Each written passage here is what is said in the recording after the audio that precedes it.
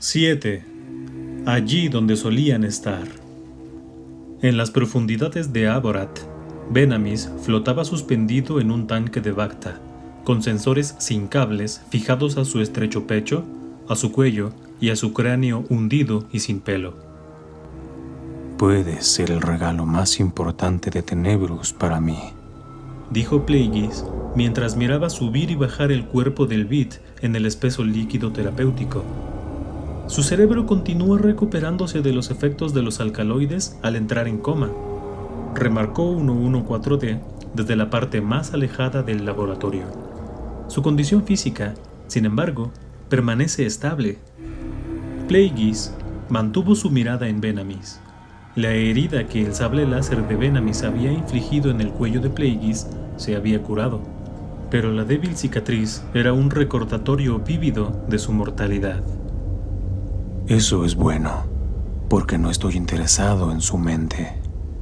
En un gesto de saludo, los nuevos apéndices del droide hicieron un movimiento de un corte quirúrgico. El análisis de sangre había revelado un alto recuento de midichlorianos, lo que para Plagueis era mayor indicación de que un ser podía tener un gran potencial en la fuerza y, sin embargo, ser aún un inepto. Se preguntó, ¿era Venamis a quien había sentido a través de la fuerza después del asesinato de Tenebrus? Un Jedi habría sido un sujeto experimental más interesante, pero un adepto del lado oscuro quizás era más apropiado para sus propósitos. Y dentro de muy poco, el tanque de Bacta adyacente contendría también a un Chinkori resistente a la fuerza. Inmediatamente después de la lucha en Sojourn, Plagueis le había ordenado a los miembros de la Guardia del Sol que localizaran la nave estelar que le había permitido a Venamis infiltrarse en la luna de los cazadores y que después la llevaran a ella y al Bit envenenado a Aborath. Lars Hill y los otros Moons habían sido informados de que se había capturado a un intruso y que se había dispuesto de él, pero nada más. Una investigación de la nave había producido datos que podrían haber sorprendido incluso a Darth Tenebrus, quien había proporcionado la nave. Parecía que mucho antes de que se hubiera enfrentado a Plagueis o descubierto el destino de su maestro, el propio Venamis había estado buscando aprendices potenciales. Plagueis no podía evitar estar impresionado, aunque a regañadientes. El joven Bit lo habría hecho bien en la era de Bane. Ahora, sin embargo, era un anacronismo, y, por extensión, Tenebrus también. Que Tenebrus se hubiera fijado en él no era una sorpresa para Plagueis. El Bit y él habían llegado a un punto muerto décadas antes respecto a la ejecución del imperativo Sith. Siendo el producto de una de las civilizaciones más antiguas de la galaxia, Tenebrus creía que la victoria solo se podría alcanzar a través de la unión de los poderes del lado oscuro y de la ciencia experta Bit. Con la ayuda de sofisticados ordenadores y fórmulas para fundir el futuro, la variedad de seres de la galaxia podrían proporcionarlo y la Orden Jedi gradualmente menguaría y desaparecería. Tenebrus había intentado persuadir a Plagueis de que la fuerza no jugaba a juegos de azar con la galaxia, y que mientras que la destinada ascendencia del lado oscuro se podría predecir, su alzamiento no podía ser influenciado o acelerado por los Sith. Los Moons creían en fórmulas y en cálculos tanto como los Bit, pero Plagueis no era un fatalista. Convencido de que a las brillantes ecuaciones de Tenebrus se les pasaba por alto un factor importante, había argumentado que los sucesos futuros, tanto si eran predichos por máquinas o vistos en destellos en visiones, a menudo estaban nublados y eran poco fiables. Lo que era más importante, había sido criado para creer en la eliminación de los competidores y veía a los Jedi justo así. La Orden no era simplemente alguna corporación rival que se podía adquirir secretamente. Tenía que ser socavada, derrocada y desmantelada, arrancada de raíz. Había asumido que, con el tiempo, habría sido capaz de convencer a Tenebrus, pero su antiguo maestro obviamente le había nombrado indigno de vestir el manto de sucesión Sith y había mirado a otro lugar. Los deseos desenfrenados de los seres inteligentes eran una bendición para los Sith, porque esos deseos engendraban una abundancia de seres celotes y audaces que se podían utilizar para defender la causa. Plagueis había sido instruido para que buscara seres adecuados, justo como lo había estado Tenebrus cuando había descubierto a Venamis. Quizás Tenebrus había visto el sigiloso ataque como beneficioso, sin importar el resultado. De haber salido Venamis victorioso, él sería merecedor del mando, y si no, Plagueis podría llegar a aceptar la auténtica naturaleza de la relación maestro-aprendiz. Una vieja historia que nunca había tenido mucho sentido para él, pero eso explicaba el curioso comportamiento en los meses y semanas previos a los sucesos de Valdemnic. Era imposible saber durante cuánto tiempo se había estado planeando el ataque de Venamis, pero Tenebrus, a pesar de su desapego frío, simplemente había estado preocupado por la decisión. En Valdemnic había estado distraído y esa falta de atención le había costado la vida. Pero en aquellos momentos finales, antes de que hubiera comprendido completamente el papel que Plagueis había jugado, había estado a punto de revelar la existencia de Venamis. Ahora, marcaba poco la diferencia y, de hecho, Plagueis encontró la vacilación del Bit despreciable. Como Plagueis, Tenebrus había abrazado obviamente el hecho de que la regla de 2 de Darth Bane había expirado. Muy pocos Lores Sith la habían honrado. En cualquier caso, y por buenas razones, como Plagueis veía. Las metas del gran plan eran la venganza y la readquisición del poder galáctico, pero mientras que la mayoría de los señores Sith desde Bane habían ayudado a su propia manera a debilitar a la República, sus esfuerzos habían tenido menos de desinterés y lealtad a la regla que de debilidad e incompetencia. Podrían haber estado impulsados hacia cumplir el imperativo de Bane y, sin embargo, cada uno había caído presa de debilidades y excentricidades individuales y así habían fallado en vengarse de la Orden Jedi. Plagueis lo comprendía. Él nunca habría sido alguien que se quedara esperando o que dedicara su reinado meramente a posicionar al subsiguiente Lord Sith para que tuviera éxito, ni se habría contentado con permanecer a la sombra de Tenebrus como aprendiz, de haber triunfado realmente el Bit donde otros habían fallado. ¿Cómo? En toda su sabiduría, ¿no había visto Tenebrus que Plagueis era la culminación de las ansias de venganza de un milenio? ¿Cómo no había comprendido el Bit que el destino le había llamado? En un raro momento, del mismo modo que las fuerzas tectónicas hacen que una peña se precipite hasta un río, desviando para siempre su curso, los sucesos dan origen a individuos que, entrando en la corriente de la fuerza, alteran la marea de la historia. Tú eres uno de ellos. ¿Tenía que creer ahora Plagueis que Tenebrus también había considerado que Venamis era uno de ellos? Si así era, eso le desagradaba. Los datos descubiertos a bordo de la nave estelar de Venamis no arrojaron ninguna luz sobre qué edad había tenido cuando Tenebrus le encontró, ni había revelado nada sobre su entrenamiento. Fijar modos de entrenar a un aprendiz era algo del pasado. No obstante, la doctrina era para los Jedi. Donde los Jedi obsequiaban al poder, los Sith lo ansiaban. Donde los Jedi creían que conocían la verdad, los Sith la poseían. Poseídos por el lado oscuro, al final se convertían en su conocimiento. Durante los pasados 500 años, los Sith de la línea de Bane se habían abstenido de seleccionar a niños como aprendices, encontrando más ventajoso descubrir a seres que ya habían sido endurecidos o marcados por la vida. Plagueis, sin embargo, había sido una excepción. Munilynst no había seguido el ejemplo cuando, en la locura que era la tercera gran expansión, los planetas del núcleo y del borde exterior se habían extendido para asentarse y reclamar muchos de los planetas explorados y que estuvieron disponibles por la ley de colonización y la enmienda de concesión de planetas. La razón era simple. Aunque los Moons tenían riqueza más allá de los sueños más salvajes de muchas especies y acceso a naves estelares de la mayor calidad, estaban poco dispuestos a dejar sus holdings desatendidos en Munilynst. Ni estaban interesados en colonizar porque sí, en expandir su semilla, porque cuantos más Moons contuviera la galaxia, menos riqueza habría por ahí. Al final, sin embargo, la autarquía y el aislacionismo cedieron a un deseo de hacerse esenciales para la galaxia, y los Moons empezaron a financiar asentamientos establecidos por otros planetas o por grupos independientes, autoexiliados tan a menudo como no.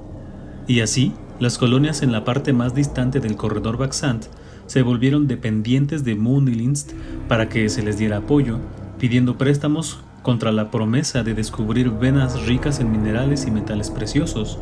Sin embargo, cuando los tesoros propuestos no se materializaban o los mercados se saturaban, resultando en precios más bajos, las poblaciones agobiadas de aquellos asentamientos se encontraban desesperadamente endeudados con Moonilist y se veían forzados a aceptar una supervisión directa de los Moons.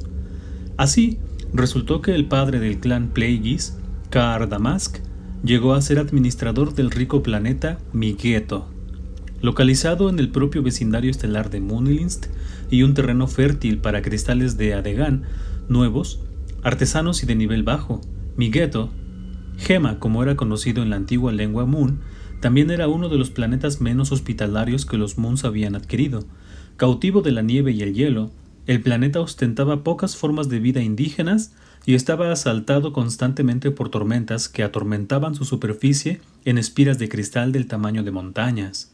No obstante, a gran coste, los Moons habían tenido éxito en construir unas cuantas ciudades independientes y cámaras acorazadas, alimentándolas con la energía derivada de los propios cristales. Incluso, en los mejores casos, Migeto era un desafío para la aproximación debido a su anillo de asteroides, pero los asteroides se convirtieron en impedimentos secundarios una vez que el clan bancario intergaláctico asumió el control de las operaciones de minería en las plataformas de hielo y los glaciares. Incluso, entonces, los Jedi tenían prohibido ir de visita sin una autorización previa. Ya un miembro de larga trayectoria del clan bancario intergaláctico, el Damask Mayor había aceptado la comisión como un favor personal para el alto oficial de Moonilist, Miles Tonit, pero más con la esperanza de avanzar en una carrera que le había dejado varado y le había tenido confinado en un nivel administrativo medio. Sin ser reconocido por su genio y enfadado por ello, Damask había dejado a su esposa principal y a sus compañeros de clan y había intentado construirse, si no una vida, entonces al menos una carrera por sí mismo en el remoto planeta helado. El éxito en supervisar las operaciones mineras llegó rápidamente, pero la satisfacción, de cualquier clase, demostró ser esquiva hasta la llegada, 10 años después de la suya, de una mujer Moon de casta más baja que se convertiría primero en su ayudante y luego en su esposa secundaria, dando a luz a su debido momento a un hijo al que llamaron Ego, por el padre del clan de Kaar. Su formación, en una ciudad abovedada en un ambiente congelado perpetuamente, era en cierto modo la antítesis de la infancia Moon típica y, sin embargo, el joven Ego se las arregló no solo para soportarla, sino para prosperar. Su madre se tomó lo que algunos consideraron un interés poco sano en su desarrollo, recordando cada detalle y animándole a compartir incluso sus pensamientos más furtivos con ella. Tenía especial interés en observar las interacciones de él con sus compañeros de juego, de especies diversas, que ella nunca se quedaba corta a la hora de proporcionarlas, interrogándole después de cada sesión sobre sus sentimientos hacia este o aquel niño. Incluso Kaar encontraba suficiente tiempo en un horario exigente para ser un padre mimoso. Ego aún no tenía 5 años cuando empezó a sentir que de alguna manera era diferente. No solo era más astuto que sus compañeros de juegos, sino que a menudo podía manipularles, provocando risas cuando lo deseaba o igual de a menudo lágrimas, consuelo igual de a menudo como ansiedad. Aprendió a leer las intenciones y el lenguaje corporal. Cuando sentía que él no le gustaba a alguien, se apartaría de su camino para ser generoso y, cuando sentía que a alguien le gustaba demasiado, ocasionalmente se apartaba de su camino para ser difícil, como un medio para probar los límites de la relación. Adivinaba trucos y engaños, y a veces se permitía hacerse la víctima, el crédulo, por preocupación de provocar sospechas no deseadas o por verse forzado a revelar demasiado sobre sus talentos ocultos. Cuando sus habilidades aumentaron, otros niños se convirtieron en cosas con las que jugar más que compañeros de juegos, pero no con menos disfrute por parte de Ego. Una tarde, un Moon más joven que había llegado a disgustarle empujó a Ego en un esfuerzo por ser el primero en llegar hasta la escalera que bajaba hasta el patio del nivel más bajo del hogar de los Damask. Agarrado a su amigo por la parte superior del brazo, Ego habló. «Si tienes tanta prisa por bajar, entonces salta por la ventana». Cruzando la mirada, Ego repitió la sugerencia y su víctima se lo tomó al pie de la letra. Se hicieron muchas preguntas después de que se descubriera el cuerpo roto del niño en el patio, pero Ego le ocultó la verdad a todo el mundo excepto a su madre. Ella le hizo repasar su explicación con crecientes detalles hasta que finalmente habló. He sospechado durante mucho tiempo que tienes el don que tu padre y yo compartimos, y ahora sé que es cierto. Es un poder extraño y maravilloso, Ego, y lo tienes en abundancia. Tu padre y yo hemos pasado nuestras vidas manteniendo nuestros dones como un secreto íntimamente guardado, y quiero tu palabra de que de ahora en adelante hablarás de ello solo conmigo o con él. Más adelante en la vida, este poder te servirá bien, pero ahora mismo debe permanecer sin ser revelado. Habiendo vivido una vida subrepticia durante años, Ego encontró la noción de compartir el secreto con sus padres completamente natural. Nadie le hizo responsable del salto por la ventana de su compañero de juego, pero, poco después, el flujo constante de compañeros de juegos empezó a secarse. Peor aún, su padre empezó a volverse distante, incluso mientras Ego se encontraba volviendo más y más parte del mundo de Carr.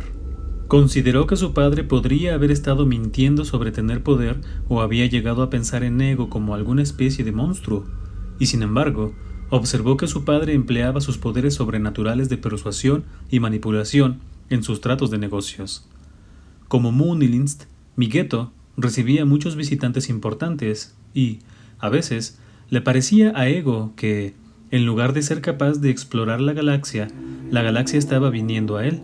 En varias ocasiones, su padre se encontraba con caballeros y padawans Jedi que venían en busca de cristales de Adegan, que la Orden Jedi utilizaba en la construcción de sables láser de entrenamiento.